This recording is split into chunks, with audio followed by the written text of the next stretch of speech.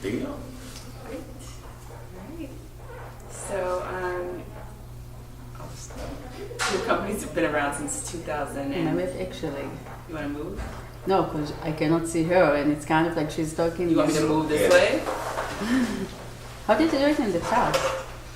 How did you do it like in This is the first time we've done this. Okay. That's another reason why. Is this better? I mean, is that okay if I do not, if sometimes I look at her, it looks funny if I look at her? No, it doesn't necessarily look funny if you look Okay. at her.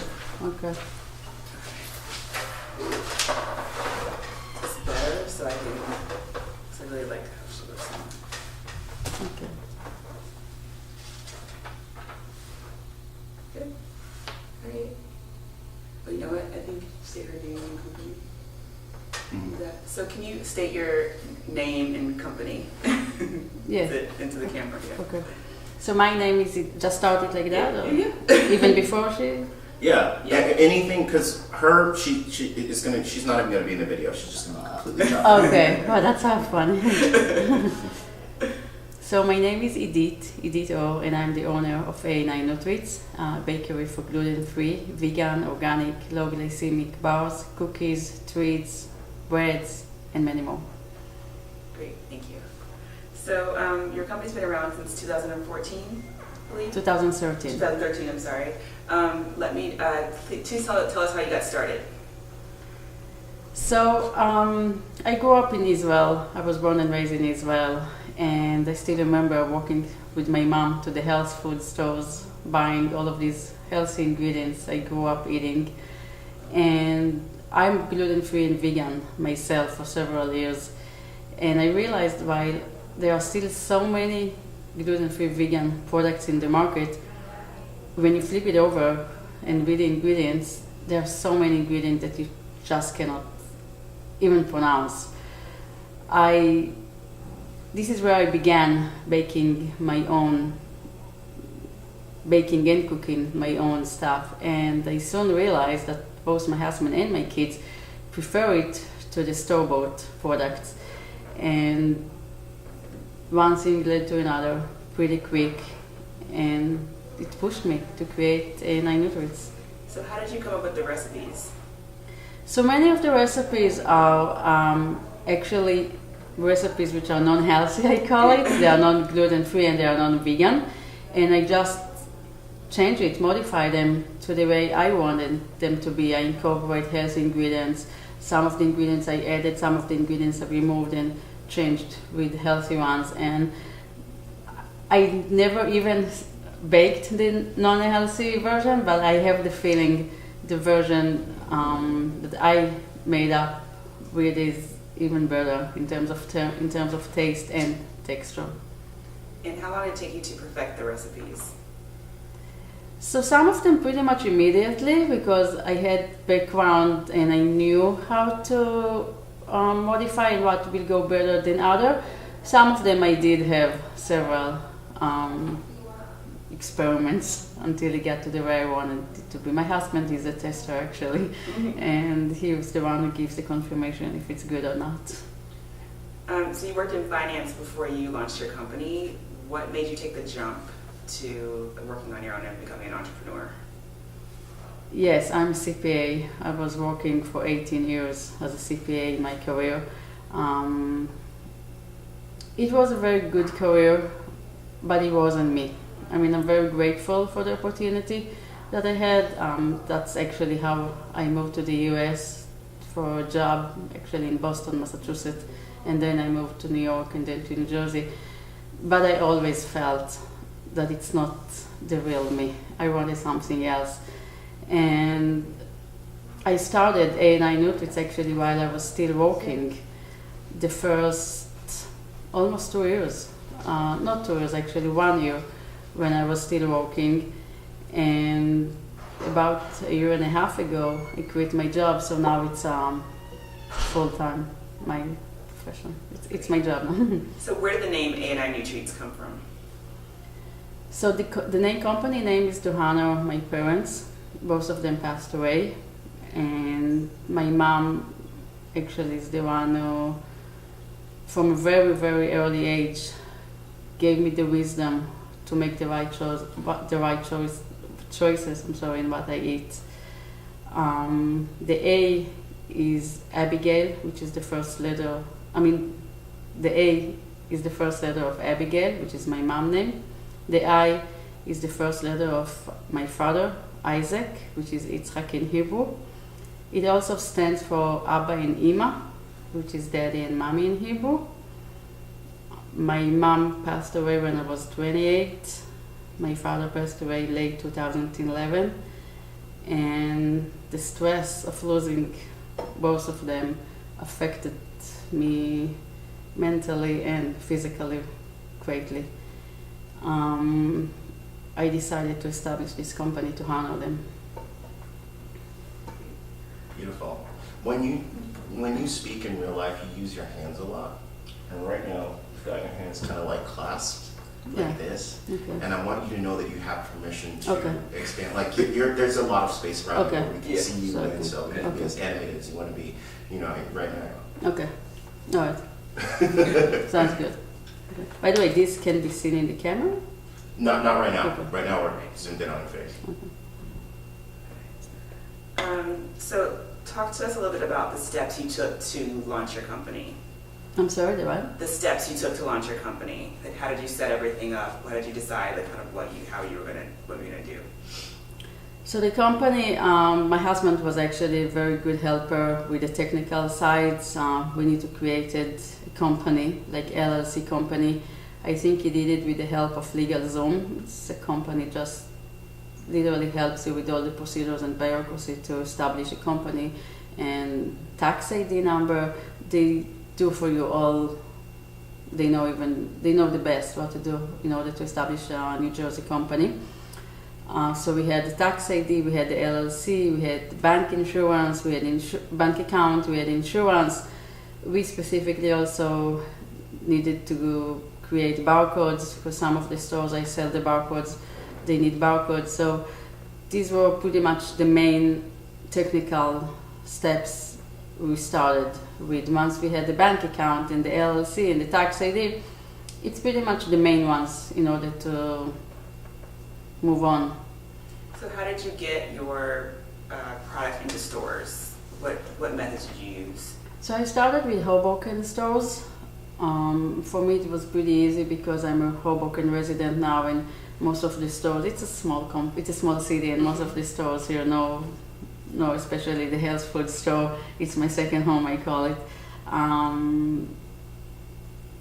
They know me pretty well, and I started to show them with my products, back then, the initial products. And I told them, you know what, let's give it a try. I mean, there's no commitment, and I gave them a good deal at the beginning. They were very open, I must say. And it wasn't, the health food store in Hoboken wasn't my first client, but sooner or later people started to also know the products, and the store itself saw that it's been sold pretty well. And I think, you can email the store owner, the store manager, but I think it's better if just show up, give them samples, of course, not just talk by the ear. Give them samples to try, and I show them the ingredients. I show them how healthy it is, and that's how it goes with other stores in Hoboken. Soon there will be another store in New Jersey, and now it's a little bit easier because people get to know it. So some people, even which are my clients, they go to the stores and recommended them about my product. So then it's even opens door, it's even easier for me to get inside.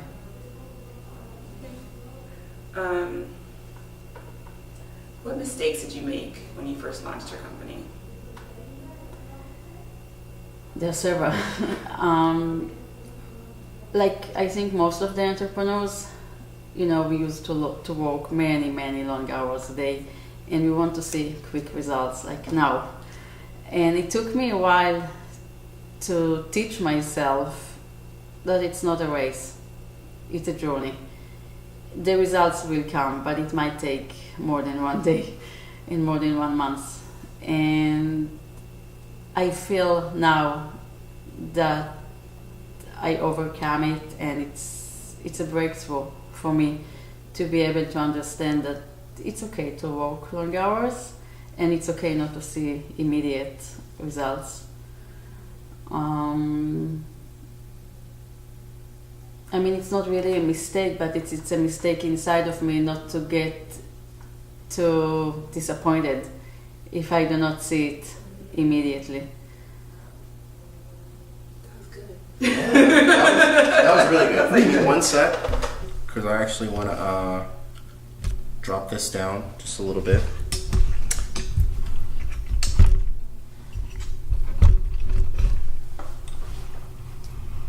No, it was too high, I think. I don't think it was too high, but what I do like to do is I like to change angles occasionally. Oh, that's good. So that people have a little bit more to look at. Okay. No, so now I think the basket can be seen probably, no? No, still no. No? Still no, We'll see the, but we will do a shot of the yeah, basket. we'll definitely do a shot of the basket. Don't worry, we got you. No. Look at it.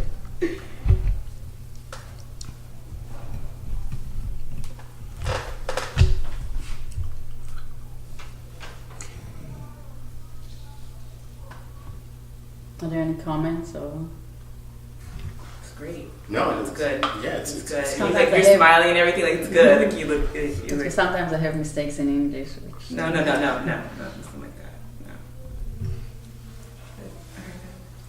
What do I want to ask now? Can you talk a little bit about your? I look a little bit lower than, is that okay? I mean, you can see that? Let Because me look into the. my eyes, I mean, Try looking down for right now. So you can actually look. You can actually just look straight, like right here. if you Oh, want. can I? Yeah, it It looks doesn't like- have to be in the yeah, middle of the right. black? Yeah, no. If you just get it generally in this area. Okay. I know, like it's kind of torture to be like stare right Yeah. into There. it. Yeah. So Okay. Can you talk about your quest to find commercial kitchen space and like kind of like what you went through to find the right place to make your products and like where you are now? I first started with a local kitchen in a restaurant, like off-hours restaurant. It was, for me, I think at the beginning, it was a very good option in terms of availability and money-wise. I then moved to a commercial kitchen in the Bronx, which was quite far, but it was good for us, and both my husband and I liked it. Now I am in the process of my goal at the end of the day, which started the negotiation now with the co-packing, to get into, once we get closer to a deal with a big chain like Whole Foods. That's the end of the day my goal. Right. What is the benefit of using a co-packer? Just Well, I'm talking, it's not a closed deal yet, but what I'm talking to is that I will take care of the ingredients. For me, it's my top priority, so I can still have control on the ingredients. But they take control of everything. Like they will do the production and to give me more time to deal with other important things that now I have less time to deal with. And what about packaging? Did you come up with packaging on your own and create your own logo, or did you work with someone to do that?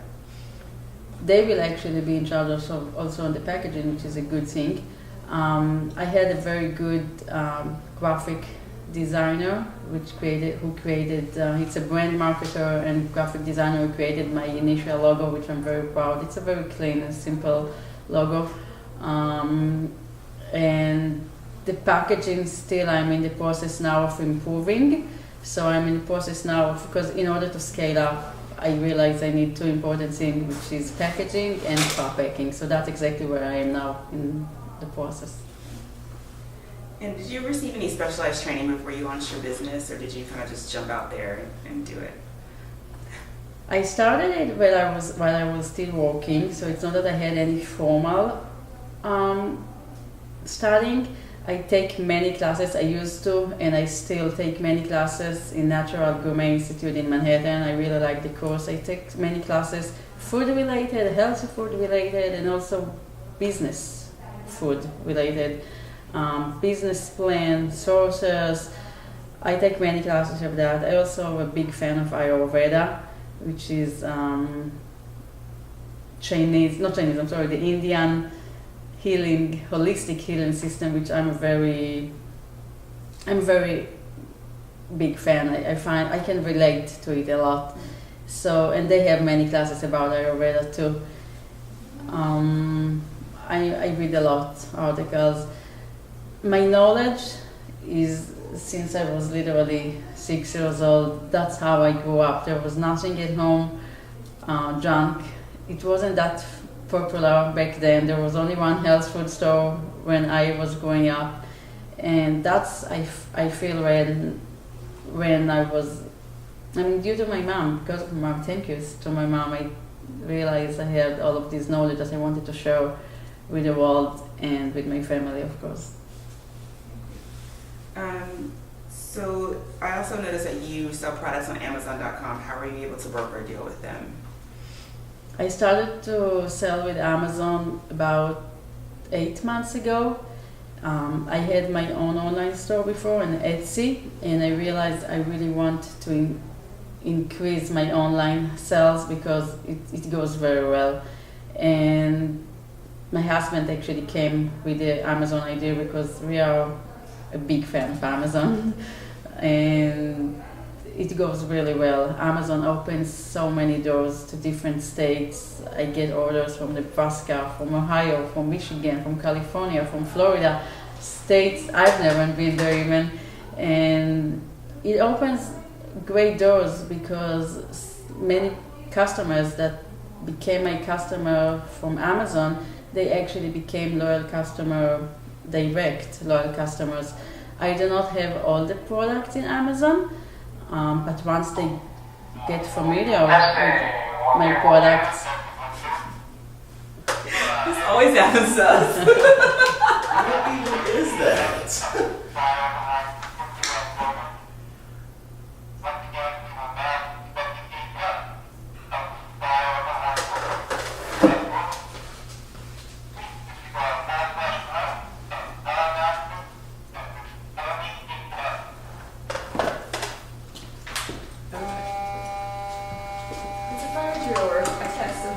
Oh, it's a fire alarm testing? I didn't even understand what did he say. Never in my life. This always happens to us, like everywhere we go. Something happened. Okay. All right, so but we need to start this question yeah, again. we were talking about Amazon.com Yeah. and why it was has been important to you. You mentioned that you are now selling in a bunch of different states, so if you could please.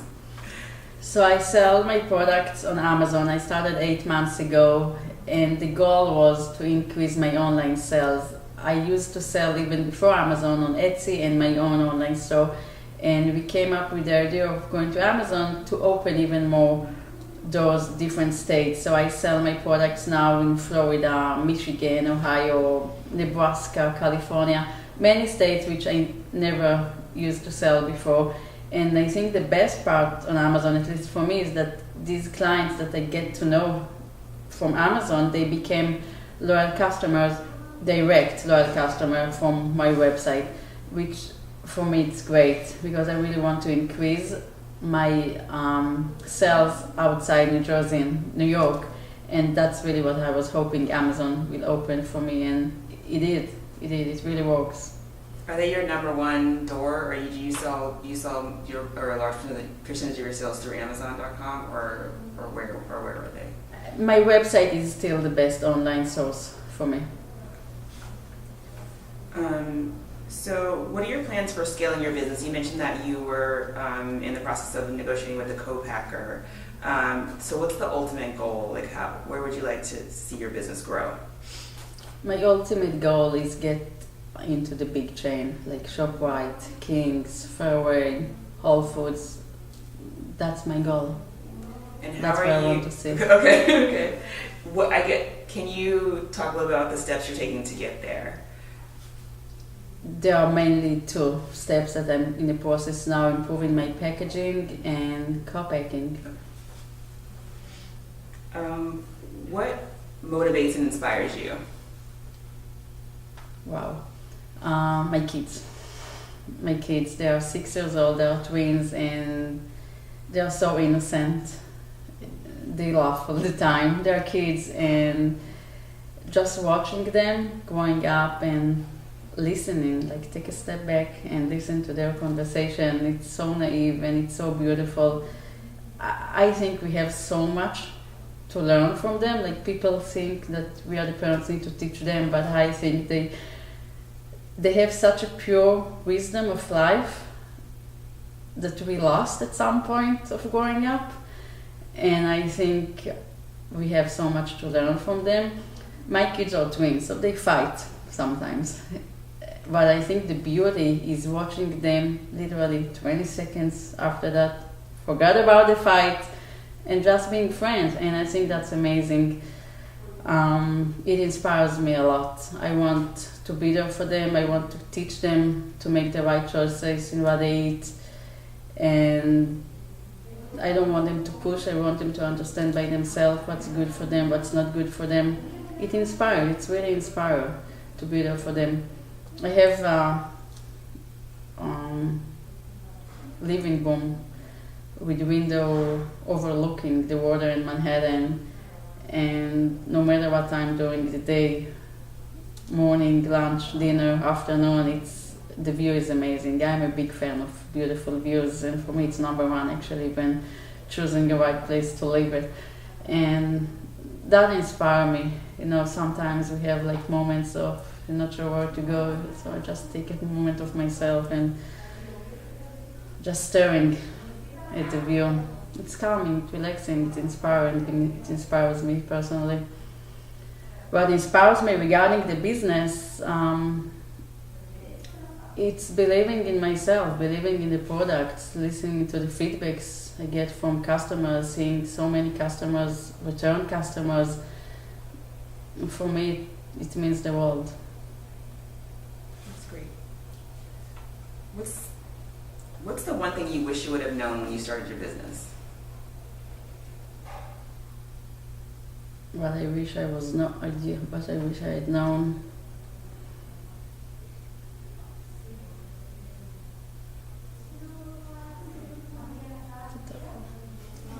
Let me think about it. Maybe let's move to the next one. Okay. What's the most challenging thing about running your company? You mean beside the work-life balance? Because that's the most challenging one, I think, for each and every entrepreneur, especially when you have kids and husband. There are mainly two things I think challenge in addition to that. How to scale up your business without too much investment. And it's a challenge, it's a true challenge, because on one hand I really want to scale it up, and second hand, I mean, there is a limit of risk I would like to take at least at that point. The other challenge is make sure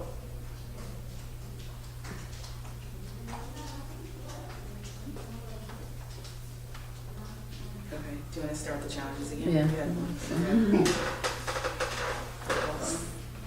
You want to ask a question? Sure. So what's the most challenging thing about starting your business? You mean beside the work-life balance, which is a challenge, especially I think for each and every entrepreneur when you have a family. I think there are two mainly challenges that I had and still have, is how to scale up your business without too much investment. There is, of course, an investment. Question is what's the limit of the investment we are ready to put. The other challenge is understanding.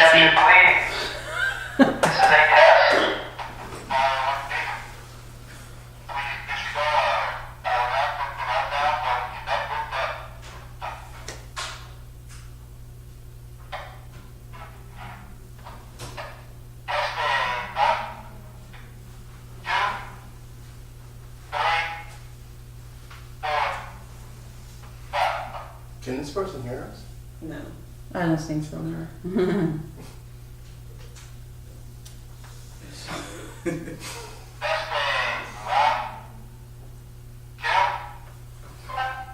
think we know it works. We knew that 15 minutes ago when we did the other one. Okay. But you're doing great. Yeah, you're doing great, so it's good. All right, so let's do this one more time. Yeah. What is the most challenging thing about running your company? You mean beside the work-life balance, it's a challenge by itself, especially when you're an entrepreneur with a family. I think there are two main challenges that I am facing. One of them is how to scale up my business without too much investment. The other one is learn how to focus myself. There are so many angles that I can go with, and I would like to. And we need to focus. We cannot do all of them in one time. And we also need, which I think I already mentioned it, which relates to the focusing task, is understand that not everything comes immediately. We need to work hard, but we cannot expect results to show up immediately. So we need to be patient and be clear with ourselves what are our goals for the long run, not just the short term. What is the best piece of advice that you've ever been given? It could be from a family member, it could be about anything. It doesn't have to necessarily be about your business, but if it could relate to your business, that would be great.